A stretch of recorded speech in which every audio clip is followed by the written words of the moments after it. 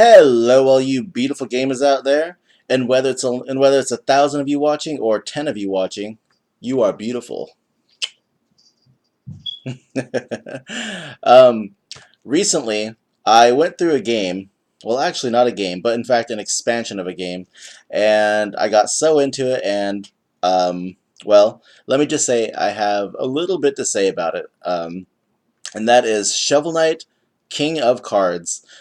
Shovel Knight King of Cards is the fourth expansion on the Shovel Knight series, and although I don't know the exact amount of time it took Yacht Club Games to come out with it, it took quite a while, at least 2 years for them to come out with it. And I don't know about you guys, when they hyped it up, I was really excited for it, but then when it came out, I wasn't like for some reason I was in such a gamer rut. I was just kind of yeah. I left alone for about a week or two, and then when I started playing it, I was, well, if you've played Shovel Knight before, you should know that the Shovel Knight series is very good. I said that wrong. It should be, if you haven't played Shovel Knight, you should know it's really good. If you heard rumors about the Shovel Knight series, they are true. They are amazing. But here's the question, though. What made King of Cards so good? Because when I didn't touch it right away, I kind of realized I was thinking, it's probably just more of the same thing. I mean, Shovel Knight's good, but I don't know if I really want to play it. But um, let's talk about it. First thing, let's go over gameplay. Uh, the gameplay I thought would be more or less of the same. Although the three modes before it all had unique aspects about them. In fact, they were very different. They had very different mechanics. King Knight is no different. King Knight attacks with a shoulder charge. If you've ever played any of the Wario Land games, it is very much like that. He's got various attacks, and I was very impressed with how they switched the game up and kept it fresh. It was really cool to see. While in Shovel Knight, the levels are a bit long, and they they kind of feel like a small marathon just because there's so many checkpoints. In the King Knight, in the King of Cards expansion, the levels are actually broken up into smaller, more bite-sized chunks. While most of the time there is at least a checkpoint, but before you know it, the level's over. And I was the first time I completed a level, I was like, "Is that it?" I was like, "Wow, I'm really gonna blaze through this game." But no, the mechanics, they work out really well. They really offer up some really fun ways, really unique ways to play King Knight and his character. Just how they implement it, but they do it on all the expansions, which just makes the overall treasure trove just really, it really does live up to its name in that aspect. Something else going off the gameplay is it might be more of like a side quest mini game, whatever, but the reason why the expansion has the name King of Cards is because there's a mini game in it called the Joustus card game. Now, if you've played Final Fantasy 8 or 9, at the very least, you might have somewhat of an idea of how this goes. While it's no way a carbon copy of it at all, I actually found myself really enthralled in that gameplay. Like, it was so much fun to go through and learn the gameplay, the different mechanics it throws at you, and just constantly trying to figure out each new thing that they throw in there. It's actually really good. I think it'd be really cool if Yacht Club Games would actually come out with a physical card game of it. It was that much fun. Oh my gosh. Um, well, I won't go over exactly what the Joustus game is. If you like I said, if you enjoyed the card game from Final Fantasy 8 and 9, I really do think that you'll enjoy the Joustus Club. Joustus card game. Have I been saying that wrong the whole time? Anyway, but yes, Joustus, really fun. Really cool how they kept adding things throughout the game, and they really kept it fresh all the way up to the end. It was just amazing. It'd be really cool if they implemented a way to be able to play that online against people. Just a thought. But anywho, that's enough about gameplay though. The music in King of Hearts, I mean, it's Shovel Knight. If you've enjoyed the Shovel Knight soundtrack up to now, King of Cards will not disappoint you.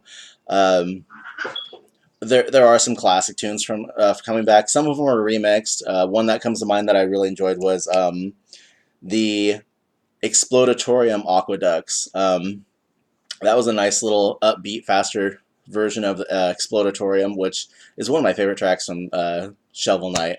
But the one track that really sticks out in my mind, which you'll end up hearing a lot, is the theme from the airship. Speaking of the airship, let's move on to story so you know just what the heck I'm talking about here. So, in this expansion, you actually acquire an airship, which works as the hub, which is really nice that they added kind of a hub to the overall game. In this hub, you can buy more items, you can upgrade stuff, you can get different armor that does different things, similar to the Shovel Knight main story. Um, you can challenge other people to Joustus card game duels, and throughout the game, you're actually constantly recruiting people. You'll meet them, you might help them out, which is really weird to say for King Knight's character now that I think about it. But anyway, you run into many different people, and yet you actually recruit them, and they go into the airship, and they add to the hub. It's really cool to bring them back to the airship and see what it is that they're adding to the game. And I don't think I was ever disappointed in how they did that. So the hub is a really nice change of pace for the Shovel Knight game series. Anywho, now as I played through the King Knight expansion, I actually found King Knight to be my absolute favorite character in all four of the expansions. He I'm not going to spoil anything, but if you played through Shovel Knight, you'll know that he was just kind of a pompous. Oh wait, no, what did they call him? The the something dandy, decadent dandy is what Shovel Knight called him in the original game. Um, he's a decadent dandy, but the personality they give him is just absolutely amazing. He is just a complete jackass to everybody who he runs into in the game. In fact, I found myself actually taking pictures of the dialogue that, that King Knight would say to people. It is that good. The dialogue is in of no shortage in, in the King Knight expansion. It is just amazing. Um, but yes, if you like people who are complete jackasses, which seems to be more and more common with the internet being bigger and bigger nowadays, you'll love King Knight. Speaking of personality, the game it it not only adds new NPCs, but they also kind of expand on the old ones, which is really cool.